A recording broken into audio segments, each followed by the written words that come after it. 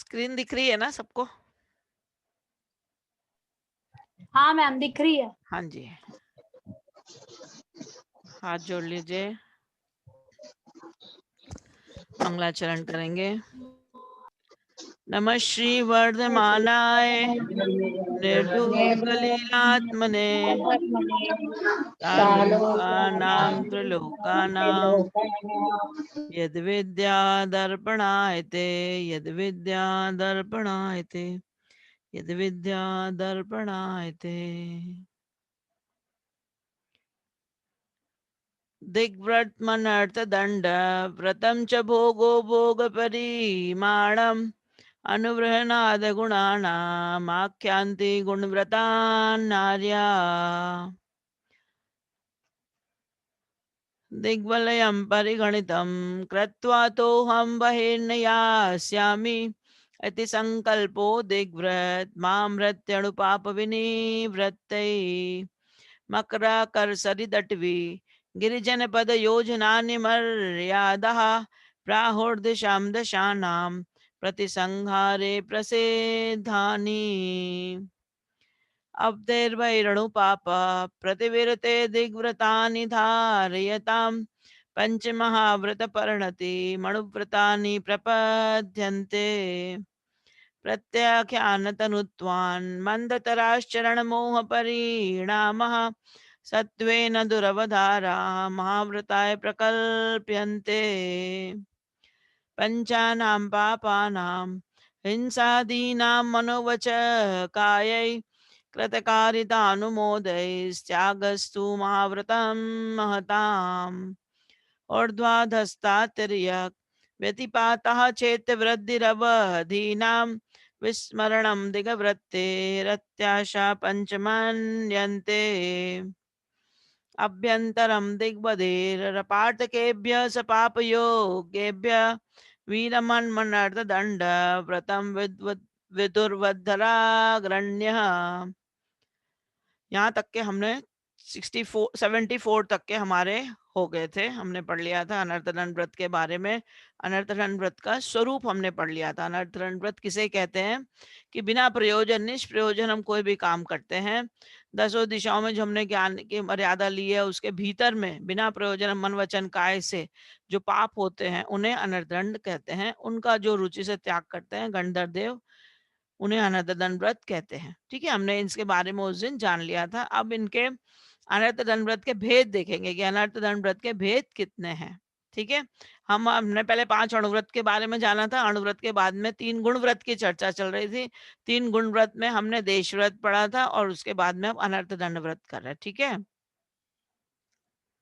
हाँ, 5 अणुव्रत के बाद दिग्व्रत के बाद में अनर्थदंड व्रत कर रहे हैं। दिग्व्रत पढ़ा था इसके पहले हमने, दिग्व्रत के बाद अनर्थदंड व्रत कर रहे हैं। ठीक है, अब पाप हम अनर्थदंड के भेद देखेंगे। पापोपदेश हिंसा दान पध्यान दुष्टि पंच प्राहुर प्रमादचर्या मनर्थ दंडान दंडधरा। फिर से देखिए, पापोपदेश हिंसा दान पध्यान दुष्टि पंच प्राहुर प्रमादचर्या मनर्थ दंडान दंडधरा।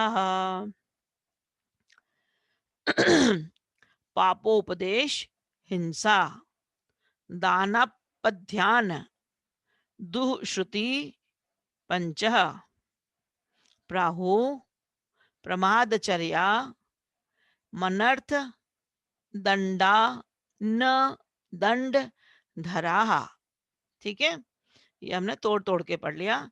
अब इनके अर्थ देखेंगे, है ना। पापोपदेश 5 है, इसके भेद कितने हैं? 5। अनर्थदंड भेद के भेद कितने हैं? 5। पहला कौन सा है? पापोपदेश। पापोपदेश यानी पाप का उपदेश देना। 5 पाप कौन से हैं? हिंसा, झूठ, चोरी, कुशील और परिग्रह।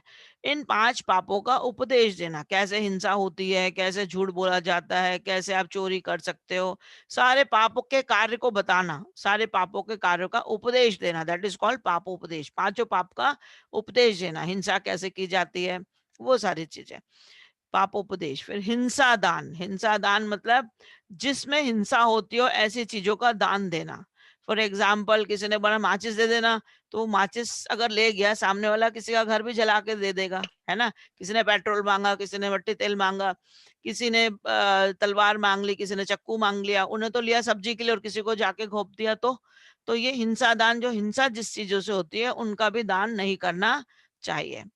ठीक है। फिर उसके बाद में हिंसा दान के बाद अपध्यान, ये हिंसा दान के बाद में यहाँ से निकल जाएगा अपध्यान। अपध्यान मतलब खोटा ध्यान नहीं करना चाहिए।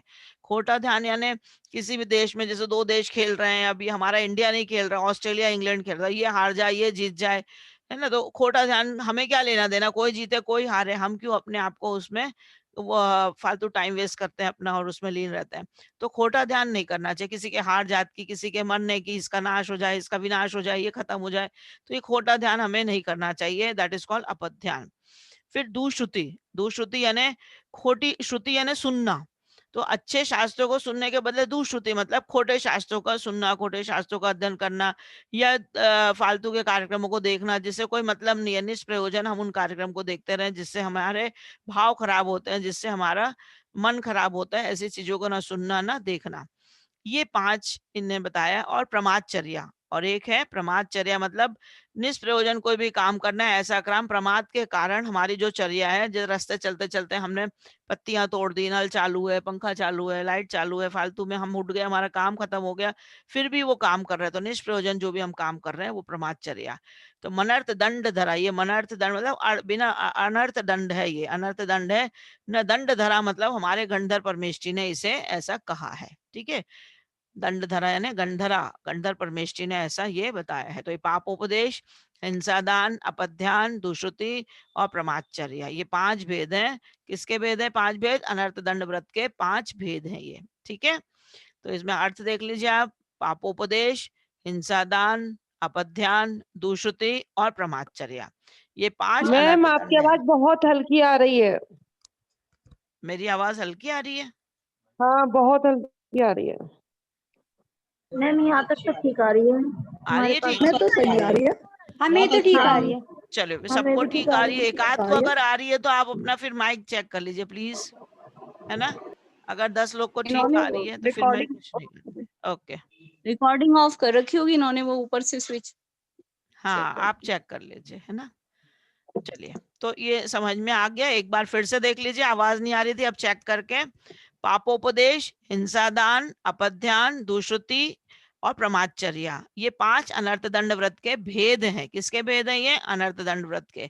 पाप का उपदेश देना, 5 पाप जो हम पढ़ते हैं, हिंसा, झूठ, चोरी, कुशील, परिग्रह, इनको कैसे परिग्रह कैसे इकट्ठा किया जाता है, झूठ कैसे बोला जाता है, चोरी कैसे की जाती है, ऐसे करोगे तो ये टैक्स की चोरी होगी, वो होगी, तो ये पाप का उपदेश देना फालतू में ही, है ना। हिंसा दान करना है ना, ऐसे चीजों का दान करना जिससे हिंसा होती है, तलवार दे दिया, चक्कू दे दिया, मतलब वो माचिस वगैरह दे दिया जिससे कोई किसी का घर भी जला सकता है, किसी का कत्ल कर सकता है, तो ऐसी चीजों का दान नहीं देना चाहिए।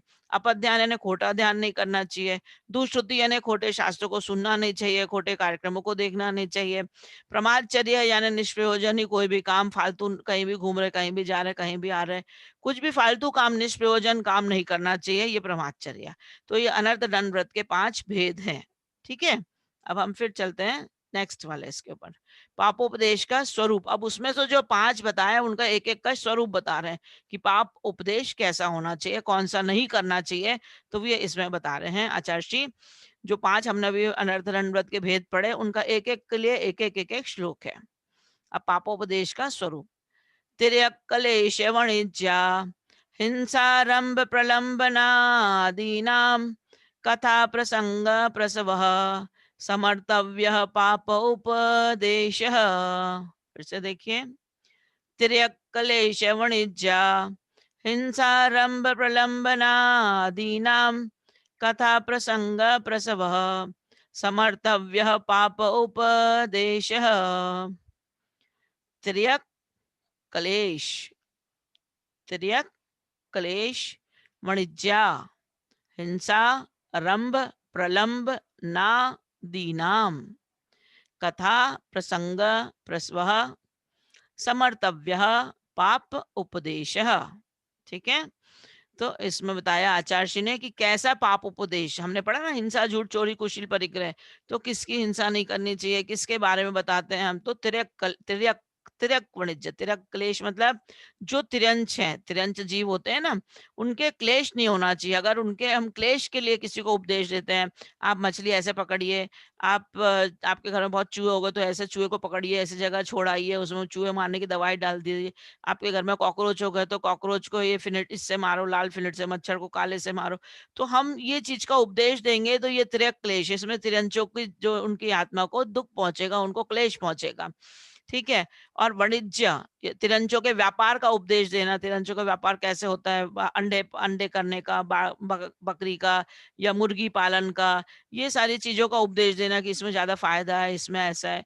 तो ये उपदेश फालतू उपदेश हो जाते हैं, पाप का उपदेश है जिससे ये होता है।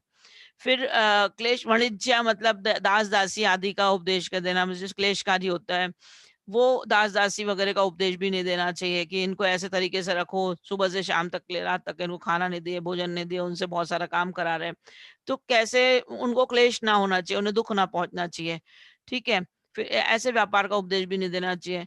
फिर उसके बाद में हिंसा उपदेश, हिंसा उपदेश मतलब हिंसा के कारणों का उपदेश देना, हिंसा के कारण का उपदेश देना मतलब जिससे हिंसा बहुत होती है, जैसे मैंने अभी आपको बताया, मच्छर मारने की दवाई डाल दी, ये कोई भी चीज ऐसी कर दी है जिससे हिंसा होती है चीजों की, वो हिंसा के उपदेश नहीं देना चाहिए। या जिसमें ऐसा व्यापार नहीं करना चाहिए जिससे हिंसा, जैसे दारू वगैरह का व्यापार है, चमड़े का व्यापार है ना, तो जिसमें बहुत ज्यादा हिंसा हो, अत्यधिक हिंसा, फ्लोर मिल वगैरह लग जाते, तो ये काफी सारे उदाहरण हैं जिसमें बहुत ज्यादा अत्यधिक हिंसा होती है। तो ऐसे हिंसा के कारणों का उपदेश नहीं देना चाहिए कि आप ऐसा करो, इससे ऐसा हो जाएगा, इससे बहुत लाभ होगा। तो हम फालतू कोई हमसे पूछता नहीं है, लेकिन हम फिर भी उनको उपदेश वैसा देते रहते हैं, तो वो उपदेश नहीं देना चाहिए।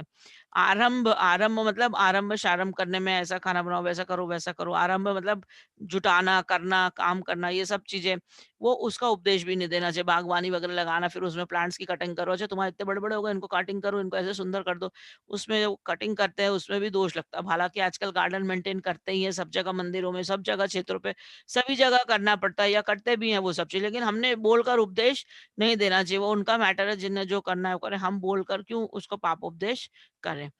ठीक है। और प्रलंब उपदेश मतलब, प्रलंब का उपदेश मतलब ये ठग विद्या वगैरह, चोरी वगैरह की विद्या बताना कि कौन सा काम कैसा है, इसे कैसा करिए, तो ये ठग विद्या बताना। इंद्रजाल आदि कार्यों का उपदेश देना, है ना, मछली कैसे पकड़ना वगैरह, ये सब पापोपदेश, अनर्थ दंड है ये। ठीक है। फिर ये तिरक क्लेश वाणिज्य, ये सब हमने पढ़ा भी। हाँ, तिरक क्लेश वाणिज्य, हिंसारंभ प्रलंबनादि नाम, कथा प्रसंग प्रसव, इनकी कथा करना, इनके बारे में बताना, इन सब चीजों के बारे में कथा करना, उनका समर्तव्य, उनको याद करना और उनका उपदेश देना, उसे पाप उपदेश कहते हैं। ठीक है।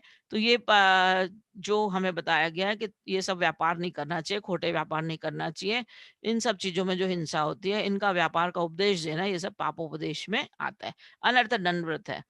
सबसे ज्यादा लोग आजकल अपन किसी के पास जाओ ना, तो निःशुल्क सलाहकार बहुत सारे होते हैं कि हमें किसी को कुछ हो बस जाए, तो हम ऐसा हुआ कि ऐसा ऐसा कर लो, ये वाली दवाई ले लो, वो वाली दवाई ले लो, इसका तो किसी को कुछ लेना देना नहीं है, वो फॉलो भी नहीं करने वाला, लेकिन सामने वाला इतने सारे उपदेश दे देते हैं, तो बहुत सारी सलाह अपने को निष्प्रयोजन देने की आदत होती है, जिसका कोई मतलब नहीं होता, सामने वाला फॉलो करे या ना करे, लेकिन उसका पाप हमें लग जाता है। तो हमने इन चीजों से बचना चाहिए।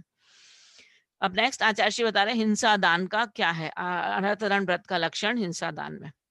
पर शुक्र प्राण कणित्र ज्वलनायुध शंग शंखलादीनाम वध हेतु नाम दानम हिंसा दानम ब्रुवन्ति बुधा। फिर से देखिए, पर शुक्र प्राण कणित्र ज्वलनायुध शंख शंखलादीनाम वध हेतु नाम दानम हिंसा दानम ब्रुवन्ति बुधा। परशु, कृपाण, खणित्रच, ज्वलनायुध, शंगी, शंखला दीनाम वध हेतु नाम दानम हिंसा दानम ब्रुवंती बुधाः। ठीक है।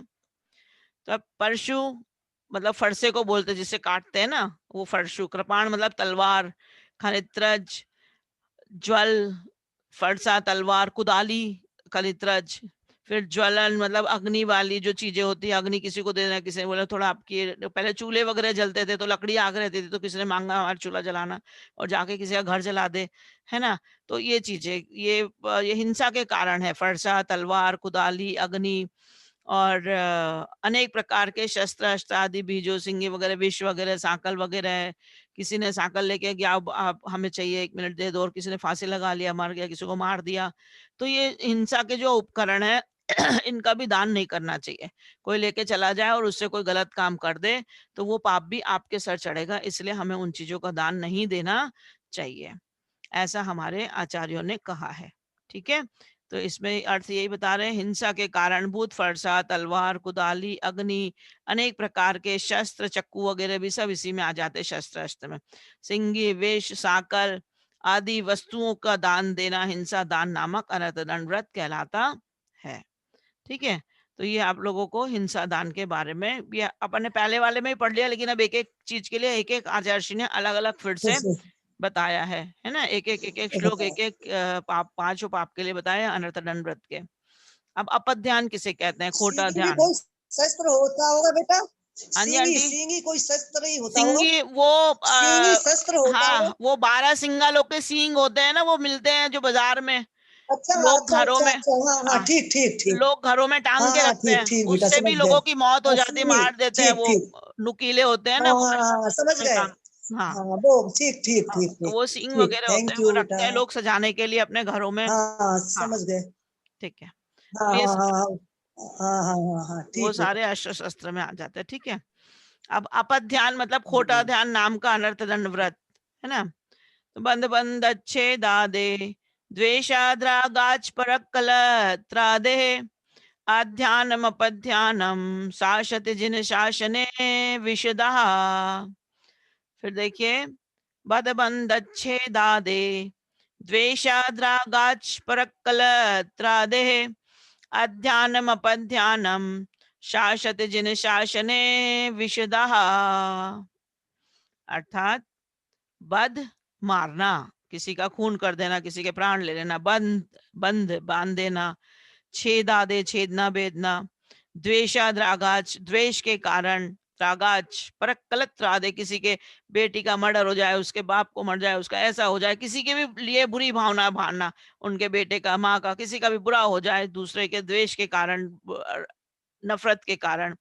अध्यानम अपध्यानम ऐसा चिंतन करना, उसे जो खोटा ध्यान करते हैं उसे कहते हैं शासत जिन शासने विशुद्ध, हमारे जिन शासन में, उसे खोटा ध्यान अपध्यान कहा जाता है। यानी पर के स्त्री पुत्र मित्र आदि का अनिष्ट हो जावे, ऐसी खोटी भावना नहीं रखना चाहिए कि दूसरों का बुरा हो जाए। आजकल हमें ना अपने दुख से दुखी नहीं होता इंसान, दूसरों के सुख से दुखी हो जाता है। तो दूसरों के सुख को हम नाश करने की कोशिश करते हैं कि हमारे घर में अच्छा हो नहीं हो, लेकिन दूसरे के घर में अच्छा नहीं होना चाहिए। तो वो दूसरे के दुख सुख को देख के हमें ईर्ष्या भाव नहीं होनी चाहिए, दूसरों के दुख को सुख को देख के हमें ऐसा नहीं इसका नष्ट हो जाए, ये हो जाए, वैसे बुरा हो जाए, बुरा हो जाए, तो ऐसे भाव हमें नहीं करना चाहिए। इससे हमें अपध्यान नाम का अनर्थ दंड व्रत है ये, जो बिना मतलब ही हमारे अंदर होते रहता है, या हम उसको करते रहेंगे तो हमें उसका पाप लगते रहेगा। ठीक है, किसी के भी बच्चे हैं, किसी स्त्री है, किसी के पुत्र है, किसी का मित्र है, तो उसके, इनकी बहुत अच्छी दोस्ती है, इनकी दोस्ती टूट जाए, इनका ऐसा हो जाए, इनका बहुत अच्छा घर उबा है, इनका घर उबा मिट जाए, नहीं, किसी का किसी को देखना नहीं होता आज के जमाने में, दूसरा किसी को देख नहीं पाता है, तो बस ये भावना नहीं होनी चाहिए। इनको कोई बांध दे, किसी को भी बांध दे, मतलब किसी को बंधन कर दे, इसको बांध दो, मार दे, काट दे, इनकी हार हो जाए, है ना, ऐसा चिंता करना इत्यादि प्रकार से राग या द्वेष की भावना वश अन्य के प्रति ऐसा चिंतन करना अपध्यान नाम का अनर्थ दंड व्रत है। ऐसा जिन शासन में कुशल जनों ने कहा है, हमारे आचार्य लोगों ने ऐसा कहा है जिन शासन में। तो ये अगर हम ऐसा ध्यान करते हैं तो इसे खोटा ध्यान कहते हैं, और ये हम सारा 24 घंटे आजकल टीवी में देखते रहते हैं, इसलिए हम लोग के भावनाएं दूषित होते रहती है। एक्चुअली उसमें जितने भी प्रोग्राम, जितने भी कुछ थोड़े बहुत अच्छे होंगे, बाकी ऐसे उसमें बता देते हैं खलनायक खलनायिकाओं को कि जो सब घरों को नष्टी करने के ऊपर तुले रहते हैं, इसका घर तोड़ना, उसका घर तोड़ना, इसका रिलेशन तोड़ना, तो ये इतना सारी चीजें दिखा देते हैं और उसमें हम भावनाओं में बह जाते हैं, और किंचित कदाचित हमसे ये पाप हो जाता है। हम नहीं चाहते हैं कि ऐसा हो, लेकिन हमें ये सब चीजें, इसलिए आचार्य श्री लोग कहते हैं कि हमें दुश्रुति नाम का जो है ना नहीं सुनना चाहिए। इसके बाद में आगे आ रहा है वो दुश्रुति अनर्थ दंड व्रत। तो हमें क्या श्रवण करना चाहिए, क्या नहीं श्रवण करना चाहिए। तो हमें अलग बुरी चीज से हटके अच्छी चीज में उपयोग में लगना चाहिए, ताकि हमारे मन में खोटे भाव, खोटे परिणाम, गलत चीजों के प्रति ना हो, हमारा चिंतन खोटा ना बने, हमारा चिंतन अच्छा रहे। क्योंकि अगर हमने उसमें कोई ने गलत किया और हमने अनुमोदना कर दी, वाह इसने बड़ा अच्छा काम कर दिया, तो आप उसके पाप के भागीदार हो गए। हमने किया नहीं वो पाप, लेकिन अनुमोदना आपकी हो गई। आपने किसी के बुरे काम की ताली बजा दी, तो आपने उस काम के लिए अनुमोदना दे दी, वो आपके द्वारा हो गया। कृत कारित अनुमोदना तीनों का बराबर फल लगता है। इसीलिए हमसे अनुमोदना में भी, तो हम जब पिक्चर देखते हैं या टीवी देखते हैं, कुछ भी देखते हैं, तो उसमें हमारे द्वारा ऐसे खोटे चिंतन की अनुमोदना भी नहीं होनी चाहिए। अगर किसी ने किसी की हत्या कर दी, किसी को मार दिया, या अच्छा इसको तो पिक्चर में हम देखते हैं, तो जब खलनायक पिटता है तो हम लोग को बड़ा मजा आता है, बड़ी खुशी होती है, अच्छा पिटा, अच्छा हुआ, इसकी मृत्यु हो गई, इसका विनाश हो गया, इसका, तो हम देख देख के फिर उसमें खुश भी होते हैं, भले ही वो कुछ भी हो। तो इसलिए हमसे वैसा चिंतन, खोटा चिंतन नहीं होना चाहिए। किसी की हार, किसी की जीत, इंडिया हार जाए, पाकिस्तान जीत जाए, हमारा इंडिया जीत जाए, पाकिस्तान, हम छक्का मारे तो अच्छा, वो छक्का मारे तो अरे इसका तो पूरा रन जीरो पे आउट हो जाना चाहिए बाहर वाली कंट्री। तो हम अपना अच्छा सोचते, दूसरे वाले का खोटा ध्यान, किसी की हार जीत में हम उसी में लगे रहते हैं। तो और ये मैच वगैरह आते जब, तो पागल ही हो जाते हैं दुनिया के लोग। अभी तो थोड़ा बंद था ये, इसके कारण कोरोना के काल में काफी सारे मैचेस सारे रद्द हो गए थे, अब फिर से चालू है आईपीएल वगैरह। तो उसमें और बहुत सारे सट्टे वगैरह भी लगते, बहुत सारे जुए भी होते, लोग रात रात ऊपर भी चले जाते, रोज रात रात नीचे भी आ जाते, घर बर्बाद हो जाता। तो ये सब हार जीत जो लिखा है ना इसमें, इनकी हार हो जाए, इनकी जीत हो जाए, ये सारे काम भी हमने नहीं सोचना चाहिए। राग द्वेष के कारण ही जो कुछ होता, सब राग द्वेष के कारण होता। तो हमारे भावों को कंट्रोल रखना चाहिए। ये अपध्यान अनर्थ दंड व्रत है। ठीक है, एक और ले लेते हैं, दुश्रुति अनर्थ दंड व्रत। ये सिंपल सिंपल है, पापोपदेश के ऊपर एक एक एक एक उन्होंने श्लोक दिया आचार्य ने, तो हम इसलिए इन्हें कर लेते हैं फटाफट, है ना। आरंभ संग साहस मिथ्यात्व द्वेष राग मद मद नहीं चेत कलुष्यताम दुश्रुतिरवधिनाम दुश्रुतिर्भवति। फिर से देखिए, आरंभ संग साहस मिथ्यात्व द्वेष राग मद मद नहीं चेत कलुष्यताम श्रुतिरवधिनाम दुश्रुतिर्भवति। अब दुश्रुति नाम का अनर्थ दंड व्रत है, खोटा सुनना भी। आरंभ संग साहस मिथ्यात्व द्वेष राग मद मद नहीं चेतः कलुष्यताम श्रुति रवधिनाम दुश्रुतिर भवति। ठीक है, तो इसमें आरंभ परिग्रह, साहस, मिथ्यात्व, राग, द्वेष, मद और काम, लोभ आदि से मन को मलिन करने वाले ऐसे शास्त्रों का, पुस्तकों का सुनना या पढ़ना अथवा पढ़ाना, ये सब दुश्रुति नाम का अनर्थ दंड व्रत है। अब पहले के जमाने में टीवी नहीं था, इसलिए इसमें टीवी, पिक्चर, सीरियल नहीं लिखा। लेकिन अब जो हम ये, अब तो कोई किताबें उठा के पढ़ता पढ़ाता नहीं है। हम 24 घंटे जो दुश्रुति अटेंड करते हैं वो देखते हैं केवल टीवी में, मोबाइल में, इंटरनेट में, 24 घंटे हम इसमें लगे रहते हैं। तो अब ये जो पढ़ना पढ़ाना जो हम सुनते हैं, देखते हैं, तो अब इसको लेना चाहिए आज के परिवेश में, आज के दिनचर्या में, आज के माहौल को लेके ये सारी चीज आ जाएंगी टीवी के अंदर या मोबाइल के अंदर या नेट के अंदर, है ना। तो ये सारा आरंभ, कैसे खाना बनाना, कैसे अलग अलग चीजें बनाना है, उसमें कितनी सारी चीजें फालतू भी यूज होती है, जिससे काफी हिंसा की चीजें भी होती हैं, उसमें चर्बी युक्त वाली चीजें होती हैं जो बताते हैं कितने सारे इसमें अंडे वगैरह से कई चीजें बनती हैं। तो ये बहुत सी चीजें ऐसी होती जो हम उनका एडवर्टाइजमेंट देख देख के उन चीजों का हमें ध्यान नहीं रहता, हम क्या खा रहे, क्या भक्ष भक्ष ध्यान ले रहे, क्या सुन रहे, एडवर्टाइज इतनी अच्छी अच्छी आती है, हम देख के उसमें प्रलोभन में पड़ जाते हैं और हम उन चीजों को मंगा लेते हैं। शैम्पू है, ये सब सारी चीजें आरंभ में जितनी चीजें, परिग्रह में जितनी चीजें हम यूज करते हैं, उससे कई चीजें ऐसी होती हैं जिसमें बहुत सारी चीजें नुकसान की होती हैं, जो हमारे लिए नुकसानदायक होती है। लेकिन फिर भी हम एडवर्टाइज वगैरह देख के और लोभ से, प्रलोभन से हम इन चीजों को मंगाते हैं, यूज करते हैं, है ना।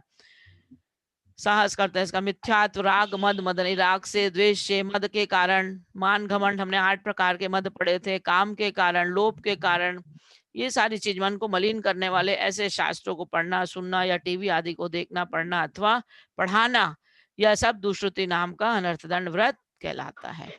तो ये अभी हमने 4 प्रकार के पढ़े, प्रमादचर्या एक लास्ट रह गया है। तो अब हम पहले आप लोग से क्वेश्चन आंसर वगैरह कर लेते हैं, हमारे लास्ट के 10 मिनट्स रहते हैं ना। तो अब आप लोग को कोई किसी को क्वेश्चन आंसर हो तो आज हमने क्या पढ़ा था, किसके बारे में आज पढ़े हमने? अनर्थ दंड व्रत के बारे में, है ना। अनर्थ दंड व्रत के 5 भेद कौन से हैं? पापोपदेश, हिंसा दान, उपाध्यान, दुष्कृति और प्रमादचर्या। वेरी गुड, हाँ बहुत अच्छे। अब अच्छा, हाँ नहीं सही है, 5 बता दिया आप लोगों ने। अभी हमने 4 चीज के बारे में जाना। हाँ, पापोपदेश का जाना। पापोपदेश में कौन से उपदेश नहीं करने चाहिए, क्या क्या बताया था पापोपदेश में? तिरंचों के व्यापार नहीं करना चाहिए, कलेश वाणिज्य नहीं करना चाहिए, हिंसा उपदेश नहीं करनी चाहिए, बहुत अच्छे।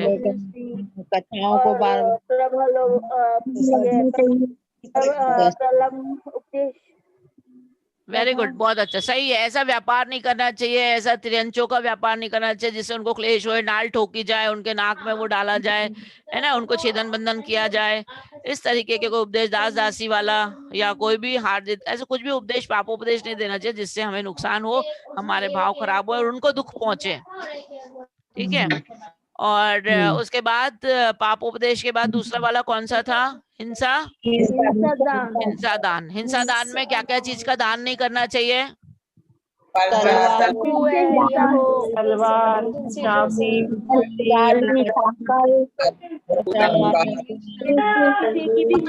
क्लेश पहुंचाने वाली क्रियाएं, व्यापार, हिंसा, किसी का।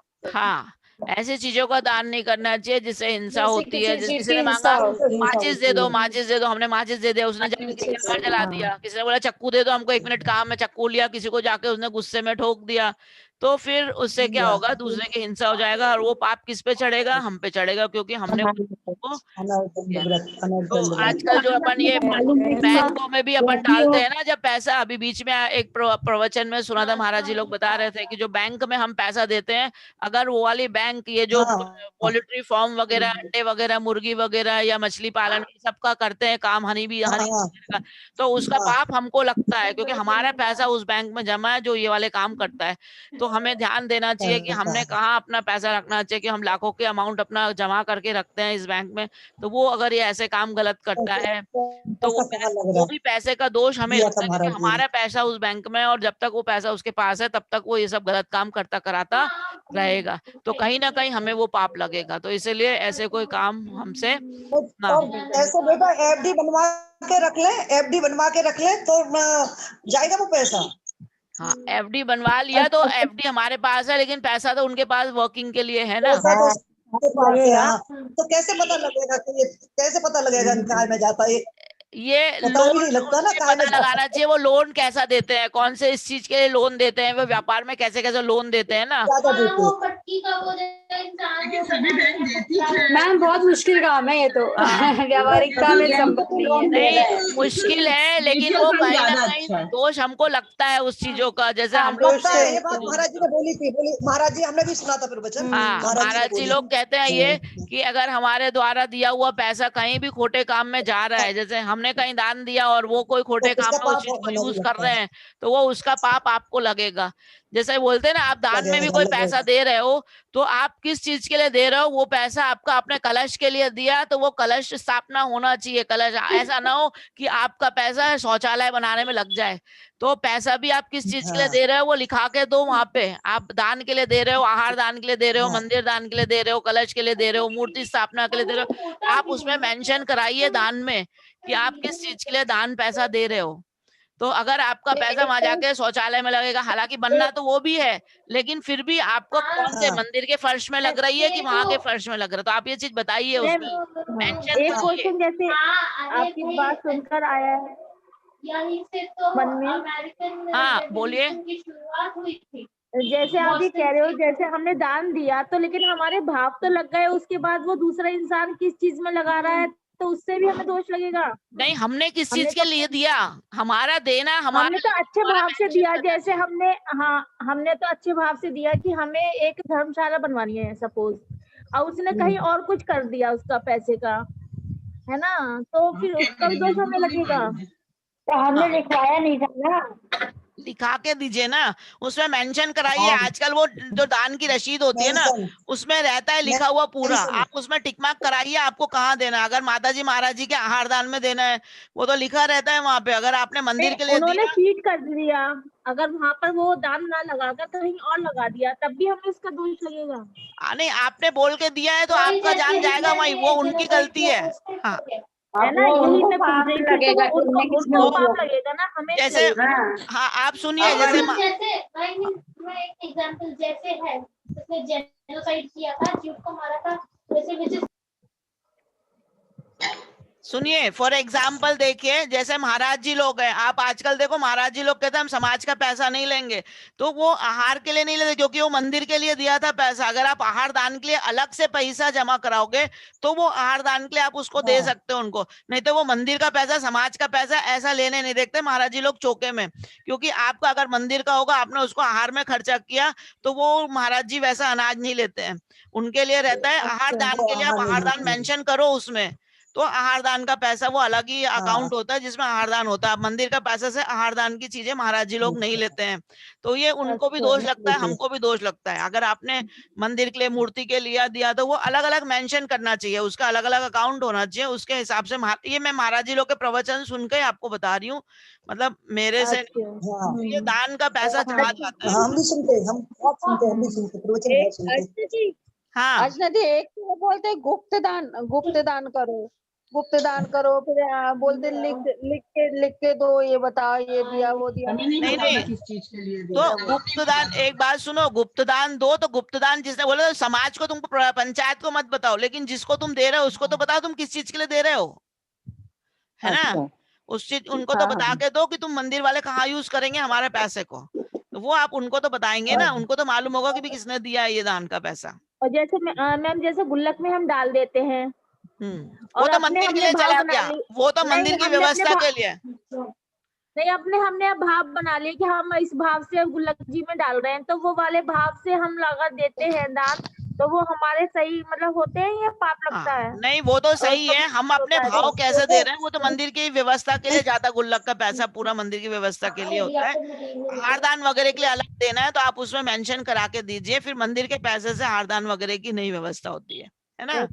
जैसे जो भी आजकल तो व्यवस्था, अलग अलग पेटी भी रखने लगे हैं, हाँ अलग अलग अलग अलग कांच की इसीलिए रखी पेटी जाती रखने है लगे आजकल हैं। मंदिरों में, अलग अलग पेटी दान होती है, आहार औषधि दान का दान, अलग, औषधि दान की अलग होती है, अलग अलग चारों प्रकार के निर्माण दान की अलग अलग व्यवस्था भी होती है। मंदिर निर्माण का सबका ध्यान का सबका अलग हाँ जी, लगता है। हाँ जी, लेकिन हाँ फिर जी। भी बेटा प्रबंधक कर लेते हैं गड़बड़ी, प्रबंधक जो रहते हैं ना, प्रबंधक वो गड़बड़ी कर देते हैं। आंटी वो उनकी भी पैसा क्या बैंक में गलती डाल होती है, देंगे, वो काम अगर कोई उनका अटकता है तो उनको वहां से वहां उनका पैसे को पाप फ्लो उनको। करना पड़ता है, उनको भी इतने बड़े बड़े काम करने पड़ते हैं ना। काम छोटे नहीं होते, बड़ी बड़ी धर्मशालाओं में लाखों करोड़ों का काम होता है उनको, तो वो उनको पैसे तो जमा उनको करने करना पड़ते हैं, पड़ता है लेकिन वो व्यवस्थित।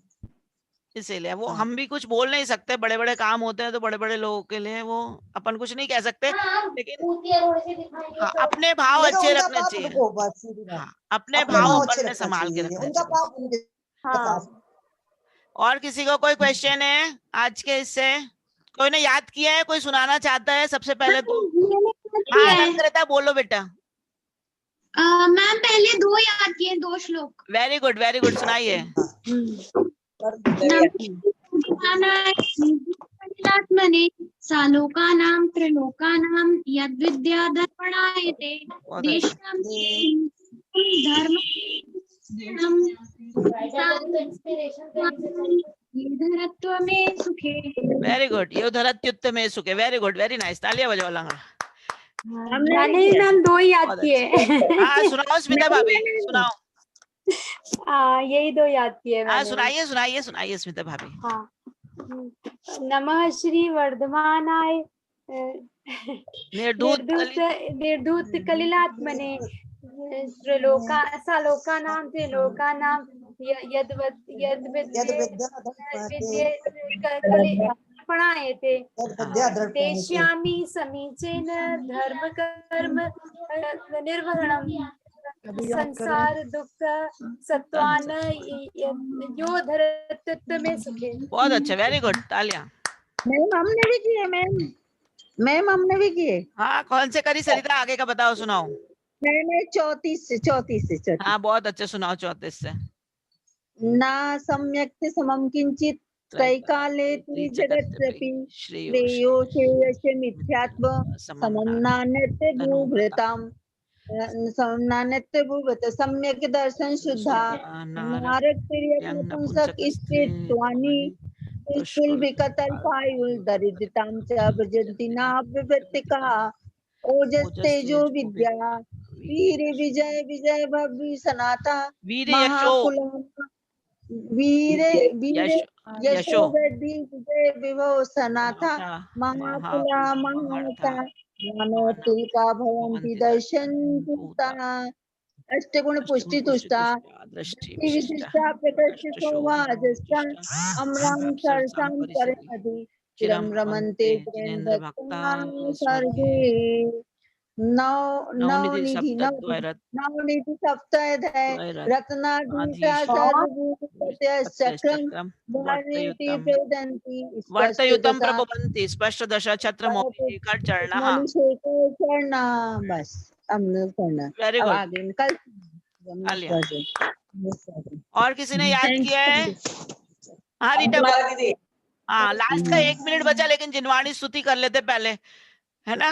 जिनवाणी नहीं हो पाएगी। जा वाणी के ज्ञान से सूझे लोकालोक, तो वाणी मस्तक नमो सदा देत हूँ ढोक। हे जिनवाणी भांति तोय जपो नित्य, जो तेरी शरणा गए सो पावे सुख चैन। देव बजो अरिहंत को गुरु से हो निर्ग्रंथ, दया धर्म पाले सदा ये जिनवाणी माता की जय। द्वादशांग जिनवाणी माता की जय। मैं आपके कल्चर में ढल सकूं।